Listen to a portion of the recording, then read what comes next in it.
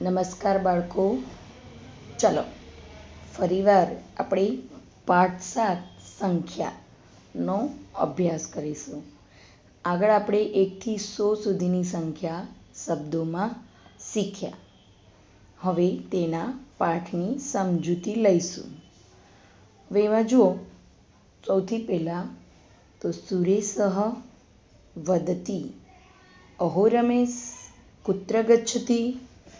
તો સુરેશ રમેશને કહે છે, એટલે કે સુરેશ કહે છે, અરે રમેશ કુત્ર ગચ્છતિ, ક્યાં જાય છે? રમેશઃ વદતિ આપણમ ગચ્છામિ. રમેશ કહે છે, આપણમ એટલે દુકાન અને ગચ્છામિ એટલે પોતે જાય છે અને પોતે બોલે છે એટલે શું આવે છે? તો કે દુકાને જાઉં છું. સુરેશઃ વદતિ અહમ અપી આગચ્છામિ. સુરેશ કહે છે, અહમ એટલે હું, અપી એટલે પણ, હું પણ, અને આગચ્છામિ તો આવું છું. રમેશઃ વદતિ ભવાન કિમ કૈત્રુમ ઇચ્છતિ.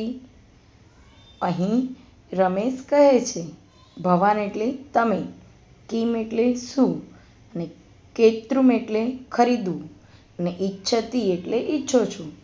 તો તમે શું ખરીદવા ઈચ્છો છો? સુરેશઃ વદતિ અહમ ફલાની કૈત્રુમ ઇચ્છામિ. સુરેશ કહે છે, અહમ એટલે હું, ફલાની એટલે ફળો, અને કૈત્રુમ એટલે ખરીદવા, અને ઇચ્છામિ એટલે ઈચ્છું છું. હું ફળો ખરીદવા ઈચ્છું છું. રમેશઃ વદતિ પશ્યત તત્રૈવ ફલવિપણી અસ્તિ ચલતુ. રમેશ કહે છે, પશ્યત, પશ્યત એટલે જુઓ, તત્રૈવ, તત્રૈવની જો સંધિ છૂટી પાડીએ તો તત્ર વત્તા એવ, અને તત્રૈવ એટલે ત્યાં જ. ફલવિપણી, ફલ એટલે ફળો, અને વિપણી એટલે અહીંયા થશે દુકાન. તો ફળોની દુકાન, અને અસ્તિ એટલે છે, અને ચલતુ એટલે ચાલો. તો રમેશ કહે છે, જુઓ ત્યાં જ ફળોની દુકાન છે, ચાલો. સુરેશઃ વદતિ પંચમ્યાં વિપણ્યાં પક્વાનિ ફલાનિ સન્તિ. સુરેશ કહે છે, પંચમ્યાં એટલે કે પાંચમી, વિપણ્યાં એટલે દુકાન, અને પક્વાની એટલે પાકા, અને ફલાની એટલે ફળો, અને પાછળ આપેલું છે સન્તિ. સન્તિ એટલે છે થાય, પણ મેં આગળ પણ સમજાવ્યું હતું એમ કે આ શું કહેવાય? બહુવચન. જ્યારે પણ કોઈ બહુવચન શબ્દ કે વાક્યનો પ્રયોગ થાય ત્યારે એ વર્તમાન કાળનું બહુવચન આવે, બરાબર? તો અહીંયા પણ પાંચમી દુકાનમાં પાકા ફળો છે. રમેશઃ વદતિ ભદ્ર ભાઈ આમ્રફલાનાં કિયત મૂલ્યમ. આમ્રફલાનાં એટલે કે કેરીના ફળનું, અથવા તો કેરી, કિયત એટલે કેટલું, અને મૂલ્યમ એટલે કિંમત. તો ભાઈ કેરીના ફળનું કેટલું મૂલ્ય છે, અથવા તો કેરીની કેટલી કિંમત છે? ફલ વિક્રેતા વદતિ પંચાશત રૂપ્યકાણાં 10 ફલાનિ. હવે અહીંયા આપેલું છે ફલ, અને વિક્રેતા એટલે થશે વેચનાર. તો ફળ વેચનાર કહે છે, પંચાશત એટલે 50, રૂપ્યકાણાં 50 રૂપિયાના, 10 ફલાનિ એટલે 10 ફળો. રમેશઃ વદતિ દ્વાદશ કદલીફલાનાં. પ્રશ્નાર્થ. તો રમેશ કહે છે, દ્વાદશ એટલે શું થશે? 12, અને કદલી એટલે કેળા, અને ફલાનામ એટલે કે કેળાના ફળના. અને સાદી અને સરળ ભાષામાં કહીએ તો 12 કેળાના કેટલા? 12 કેળાના પ્રશ્ન પૂછે છે. ફલ વિક્રેતા વદતી 16 રૂપ્યકાણી. ફળ વેચનાર કહે છે 16 એટલે કેટલા થશે? 16. અને રૂપ્યકાણી એટલે રૂપિયા. તો ફળ વેચનાર કહે છે 16 રૂપિયા.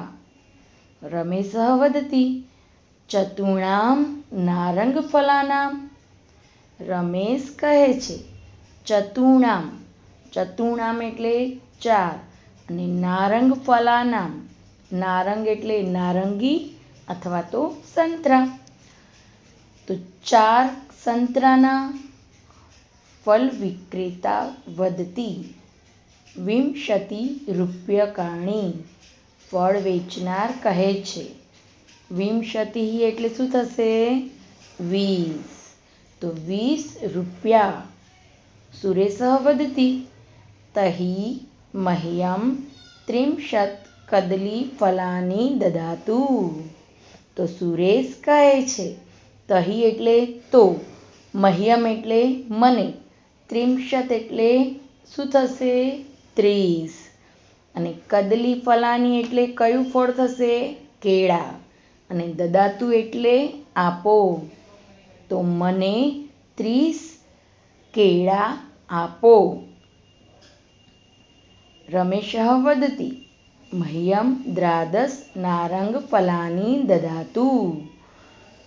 રમેશ કહે છે મને 12, મહ્યમ એટલે મને, 12 એટલે 12, નારંગ ફલાની નારંગી અથવા તો સંતરા, અને દદાતુ એટલે આપો. રમેશ કહે છે મને 12 સંતરા આપો. સુરેશ વદતી કિયત મૂલ્યમ. સુરેશ કહે છે કિયત એટલે કેટલું, મૂલ્યમ એટલે મૂલ્ય, કિંમત, કેટલી કિંમત? ફલ વિક્રેતા વદતી કદલી ફલાનામ 40, નારંગ ફલાનામ ચ 60.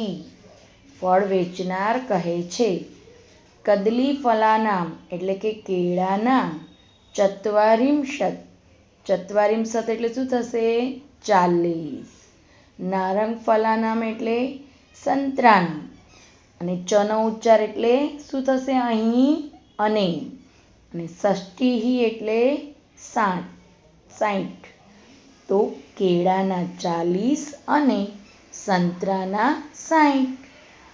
રમેશ વદતી 100 રૂપ્યકાણી સ્વીકરોતુ.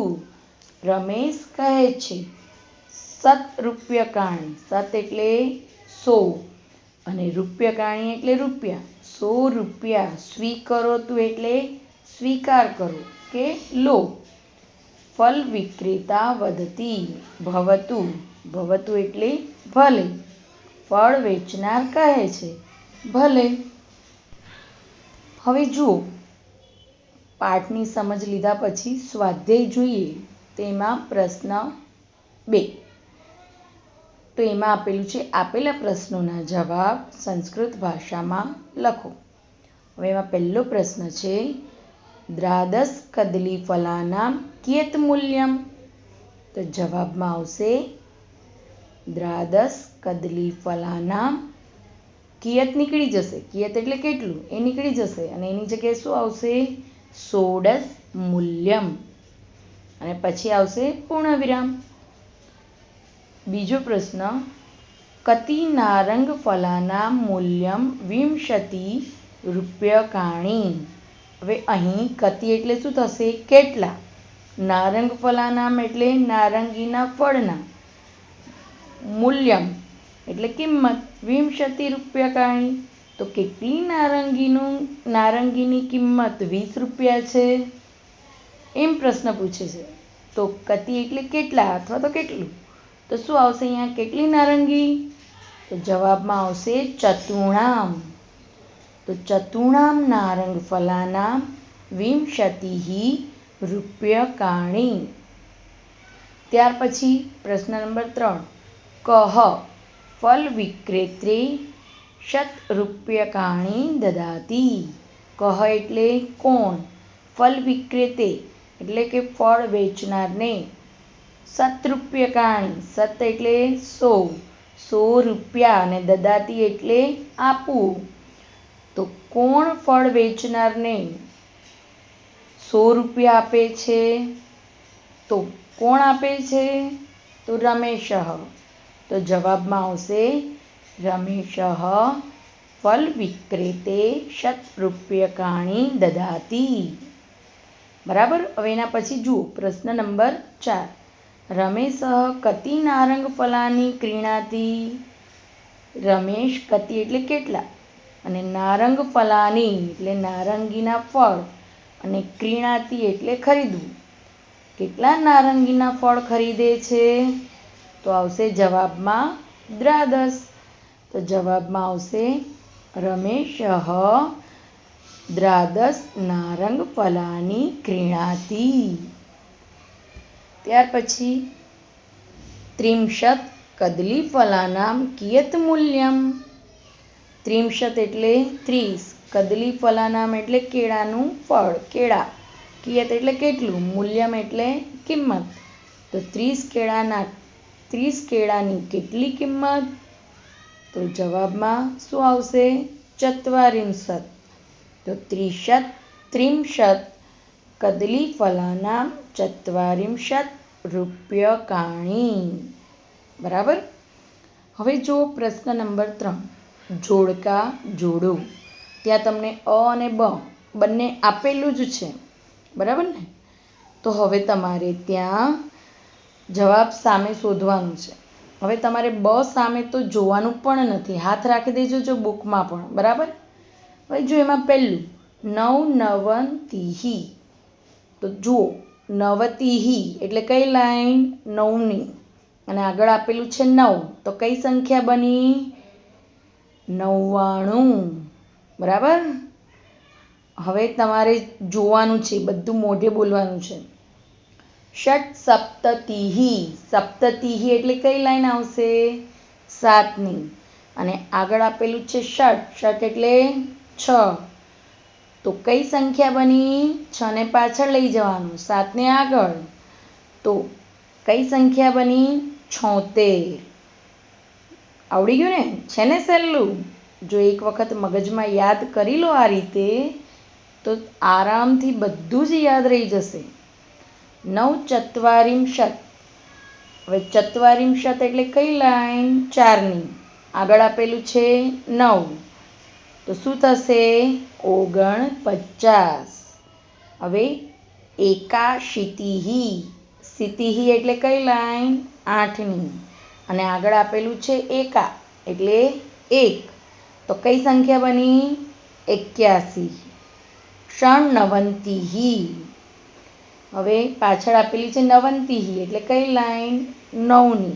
અને આગળ આપેલું છે ષણ એટલે થશે 6. તો કઈ સંખ્યા થઈ? 96. બરાબર ને? હવે જો પ્રશ્ન 3ક, ખાલી જગ્યા પૂરો.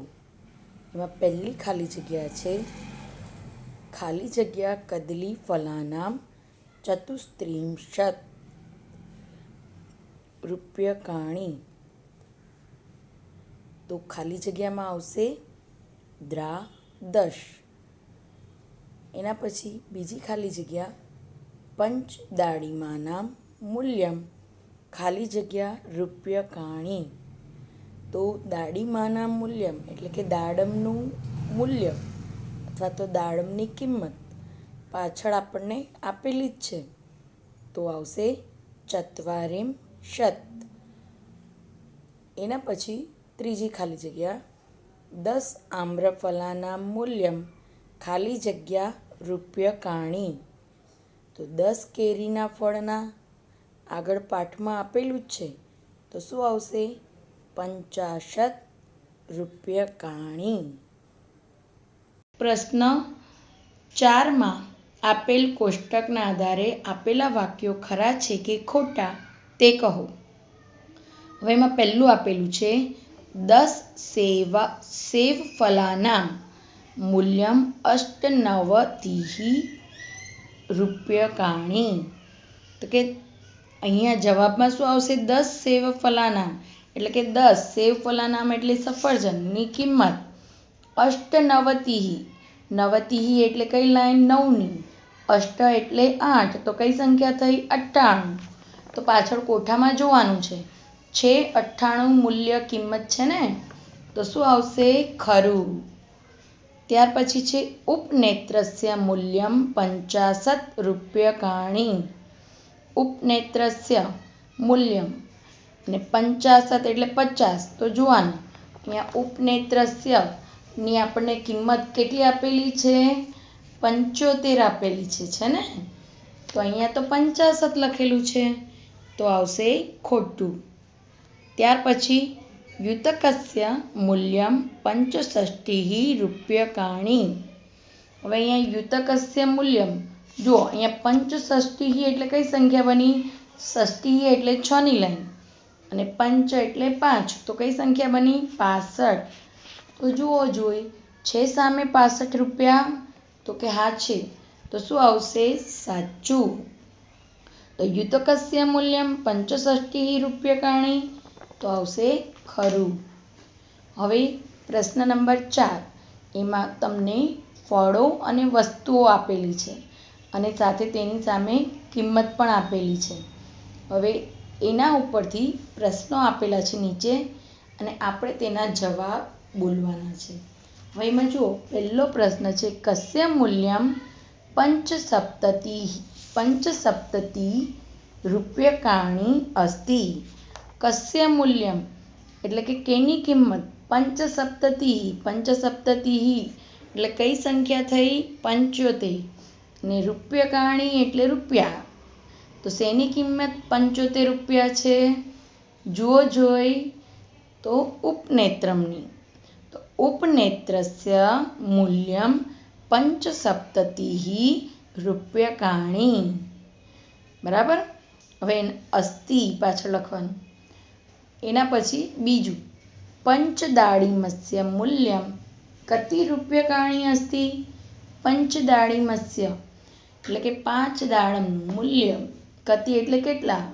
કેટલા રૂપિયા છે? જુઓ જોઈ તો આપેલું છે 40. તો સંખ્યા સંસ્કૃતમાં શું થશે? ચત્વારિંશત.